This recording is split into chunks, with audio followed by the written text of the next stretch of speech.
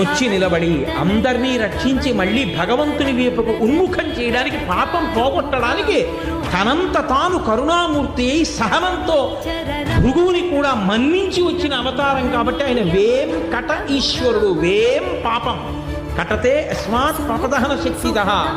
ఆ పాపమును తొలగించగలిగినటువంటి శక్తి, ఆ ఈశ్వర తేజస్సు ఒక చోట రాశీభూతమై నిలబడింది. నకృతం దైవ సంఘైశ్చ నకృతం విశ్వకర్మణ స్వేచ్ఛయా క్రీడతే తత్ర ఇచ్ఛారూపం విరాజితః. అది నకృతం దైవ సంఘైశ్చ. వెంకటేశ్వర స్వామి వారి యొక్క మూర్తిని దేవతలు తయారు చేయలేదు. నకృతం విశ్వకర్మణ, దాన్ని విశ్వకర్మ చెక్కలేదు. స్వేచ్ఛయా క్రీడతే తత్ర ఇచ్ఛారూపం విరాజితః. నేనిలా నిలబడతాను అని పరమాత్మయే నిలబడ్డాడు. అది శిల కాదు, అది శిల అని అనుకుంటారు. అందుకే ఇప్పటికీ చెమట పడుతుంది అని చెప్తారు. స్వామికి చెమట పడుతుంటుంది, ప్లోత వస్త్రంతో తుడుస్తారు. అంత